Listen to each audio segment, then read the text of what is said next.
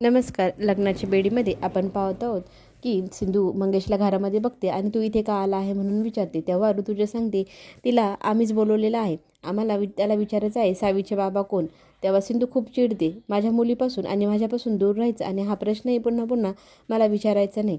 आणि मंगेशला बाहेर घेऊन ती जाते. इकडे मंगेशचा रुमाल ऋतुजाला मिळतो. DNA टेस्टसाठी तो खूप उपयोगी पडणार आहे असंही ती बोलते. बाहेर येऊन सिंधू सांगत असते, हे लोक माझा काही केल्या पिछा सोडत नाही. तेव्हा तो म्हणतो, मला यांनी इथे बोलवलं होतं म्हणून मी आलो. काही झालं आहे का? तू इतकी चिडका करत आहे, काय घडलं आहे? तेव्हा ती सांगू लागते, राघव मला बाहेर भेटायला बोलवलं. तोही मला पुन्हा पुन्हा एकच प्रश्न विचारतो, सावीचे बाबा कोण? म्हणजे मी तिची भेट घडवून देईल असं सांगत असतो. ती सांगते, जर सावी त्याची मुलगी आहे कळली तर तो तिला सोडणार नाही, माझ्यापासून दूर घेऊन जाईल. मग मंगेश म्हणतो, तू आता काय करणार आहे पुढे? तेव्हा ती सांगते की विनूची कॉम्पिटिशन पूर्ण झाल्यानंतर मी त्याला घेऊन इथून दहीगावला निघून जाईल. इकडे 7 दिवसानंतर रिपोर्ट येणार म्हणून सगळ्यांची उत्सुकता शिगेला पोचलेली असते. सगळ्यांना उत्सुकता आहे की लवकरात लवकर रिपोर्ट घरी यावे आणि पटकन सिंधूला घराबाहेर काढावा. इकडे काकूही बोलते, मीही वाट बघत आहे, आज ते रिपोर्ट येतील माझ्या हातात, मग मी सिंधूला अशी उचलून बाहेर फेकते की नाही बघच. मग विनू त्याची प्रॅक्टिसला जाण्यासाठी तयार होतो, पण त्याचा चेहरा उतरलेला दिसतो. म्हणून रुक्मिणी त्याला जवळ बोलवते आणि त्याला विचारते, काय झालं आहे सांग.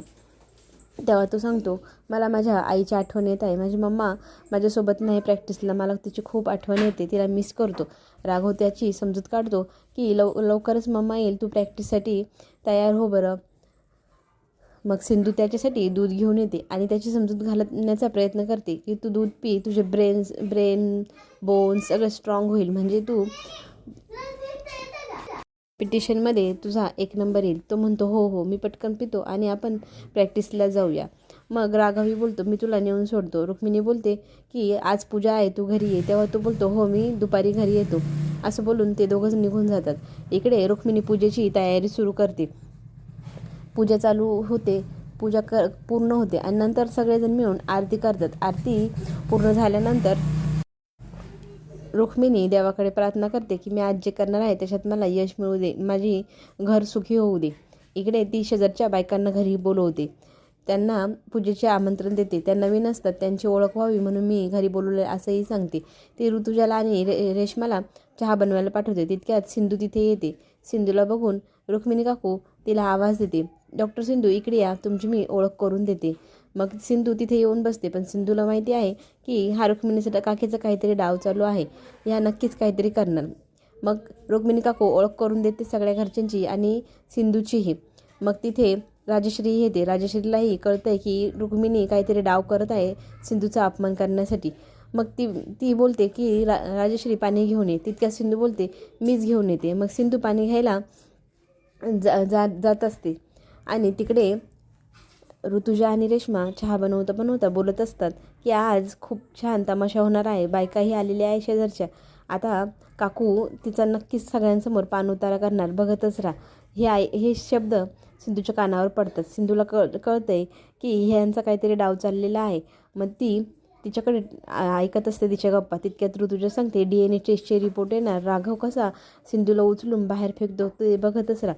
तितक्यात रेश्मा बोलते, राघव सिंधूलाही नाही आणि सावीलाही बाहेर पाठवेल, बघतच राहा. म्हणून दोघीजणी हसत असतात. DNA टेस्टचं आता सिंधूला कळलेलं आहे. सिंधू आठवते की हा माझ्या रूममध्ये काहीतरी करत होता, म्हणजे ह्या तेच घेण्यासाठी आलेल्या होत्या. तितक्यात रिपोर्ट घेऊन कुरिअरवाला येतो, दरवाजा वाजवतो. मग सिंधू बायकांना पाणी देण्यासाठी तिथे येते आणि रुक्मिणी कुरिअर बॉय आला आहे म्हणून त्याच्याकडनं कुरिअर घ्यायला दारात जातात. कुरिअर घेतात. कुरिअरमध्ये DNA टेस्ट आहे हे बघतात. मग घरामध्ये तितक्यात राघव येतो. राघवला ती आवाज देते आणि राघवला सांगते, हे मी तुझ्यासाठी आणलेलं आहे. मग ते नक्कीच DNA रिपोर्ट आहे हे सिंधूला कळतं. सिंधू आता खूप घाबरलेली आहे, तिला भीती वाटत आहे. इकडे राघवच्या हातामध्ये राजश्री रिपोर्ट देते आणि सांगते, ही मी तुझ्यासाठी सरप्राईज आणलेलं आहे. तेव्हा राघव तिला विचारतो, हे काय आहे? हे तर पेपर आहे, कसले आहे? मग सिंधूला आता पुन्हा टेन्शन आले. जर सावी राघवची मुलगी आहे हे जर त्यांना कळलं तर ते सावीला ठेवून घेतील. मग ती एक आयडिया सुचते. ती राघवला आवाज देते आणि सांगते, 1 मिनटं थांबा. ती देवघरामध्ये जाते. देवघरातून पूजेचं ताट आणते आणि सांगते, की विनूसाठी आपल्या घरी आज पूजा केलेली आहे, त्याची आरती विझण्याआधी तुम्ही आरती घ्या. तेव्हा त्याच्या हातातला पेपर तो हातात आहे. मग इकडे रुक्मिणी म्हणते हिचे काय नाटकं चाललेले आहे म्हणून ती तिच्याकडे टक लावून बघते. तिला खूप राग पण येत असतो. मग राघव त्याच्या हातातला पेपर खाली ठेवतो आणि आरती घेण्यासाठी हात पुढे करतो. मग आरतीही घेतो तो. आरती घेत असताना आता सिंधूला एक आयडिया आलेली आहे. सिंधू ते ताट खाली ठेवत ते पेपर ती दिव्याच्या जवळ ठेवते आणि सगळ्यांचं बोलण्यामध्ये लक्ष असतं आणि सगळेजण गप्पा मारत असताना सिंधू अलगद तो पेपर दिव्यावरती ठेवते. आता त्या दिव्यावरती पेपर ठेवल्यानंतर तो जळायला सुरुवात झालेली आहे. त्या पेपरकडं मग रुक्मिणीचं लक्ष जातं. तो पेपर पूर्णपणे जळून खाक झालेला आहे. आता पुढे काय होणार पाहण्यासाठी आपण उत्सुकच आहात. पुढे सिंधू त्यांना जाब विचारते, माझ्या परवानगीशिवाय माझ्या मुलीचे DNA टेस्ट कसे काय तुम्ही करत होतात. तिथे मीडियालाही बोलवते. मीडियाही म्हणते तुम्ही आमदार असून असं चुकीचे पाऊल कसे काय उचलले. रुक्मिणी सगळ्यांसमोर सिंधूची माफी मागते आणि सिंधू रुक्मिणीची पार उतरवून ठेवते. पुढे काय होणार पाहण्यासाठी माझ्या चॅनलला नक्की सबस्क्राईब करा आणि शेअर लाईक नक्की करा. पुढे येणारे व्हिडिओ तुम्हाला लवकरच मिळेल. धन्यवाद.